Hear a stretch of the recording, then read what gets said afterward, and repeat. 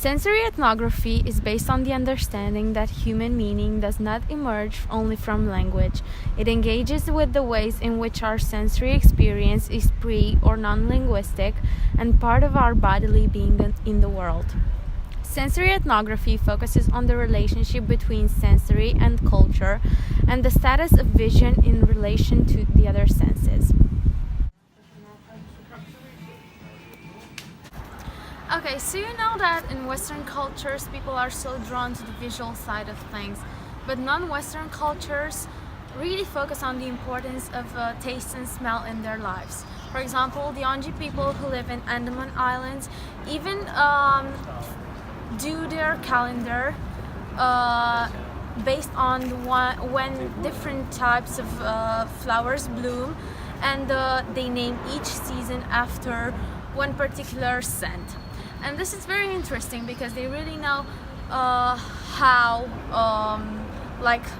that particular smell affects their lives. For example, smell is important even in our lives, but we don't really realize it.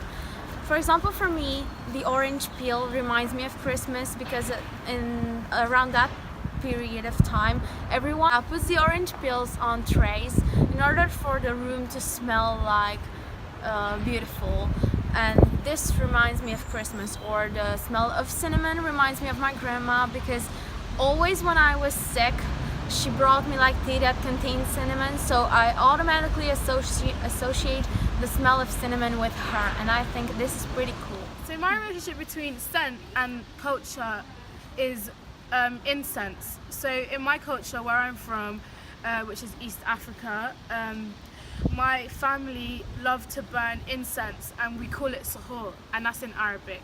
And so we burn we have like a little firewood, and then we add sandalwood, and then that fills our house with a particular scent. And my auntie, who's very traditional, always puts it in her house. So whenever I'm out and about and I smell something that smells like sandalwood, I immediately think of my auntie and I think of my culture. Alright, my sense of taste reminds me of I was younger.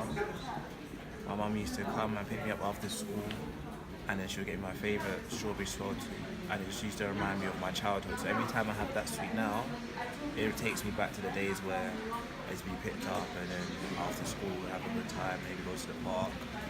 And whenever I smell the smell of Coca-Cola, it reminds me of my 4th birthday party, because we had loads of bottles, and that was the first time I drank Coca-Cola. So I do have some cultural context between when I smell things and, yeah. So another important sense that we have is sense of taste, and different cultures identify with different senses of taste. For example, in England we have quite a plain palate. For example, when we eat beans, it's not really, you just eat the beans on the toast. However, in Jamaican culture, they like to season the beans. Beans that are already canned from Heinz, they still season it with pepper and onions, as they love their food to taste rich and filled with flavors. For example, another culture that identifies with taste completely different to England is in the Chinese culture. They absolutely despise cheese, as it's just something they're not familiar with and therefore do not like or even acquire the taste for.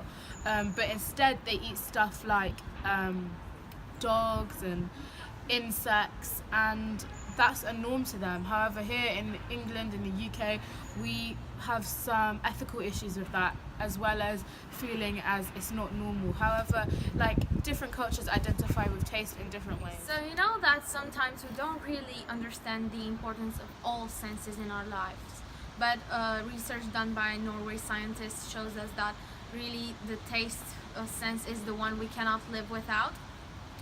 And I think for me, for example, taste is very important in my life, because when I arrived here in Coventry, I felt the need to for something to remind me of home. And for me, Indian spices, even though I'm not from the East, Indian spices really remind me of home, because my mom used to cook with them all the time, and I felt the need to buy them in order for me to make my space feel at home and make my food feel like the one I used to cook at home. Eastern cultures value taste a lot more than us. Is really demonstrated by the fact that all the spices and condiments were brought into the West from the East, and that really shows us that they put value on how things taste, because that really identifies with the joys of taste and what it brings to us. To link it back to the lecture, where you watch with Dr. Jong Mi, what I've realised is that when the man listened to some music, it jogged back memories, and I believe that sight also does the same thing as well, because we may walk, like in 10 years time or 15 years time, we may look at the same object and it will take us back to what childhood we might have had. In Western societies, the visual sense has been established to be the most formative one, so we can easily understand where the emergence of the pictorial turn comes from. In Western societies, people try to fit in what it is considered to be the ideal standard of beauty. I totally agree with this, because in the Western culture and society, we are much more saturated with images of the idealistic imagery of what a woman should look like. And so we then feel as though the way we look and visuals is more important than any other sense. This explains the fact that everything that appears in the media environment has to be aesthetically pleasing. Just think about the movies, props, sets, even the actors have to be like very They have to look good, appealing, you know, or they will not to the even eye. get the role. Yeah.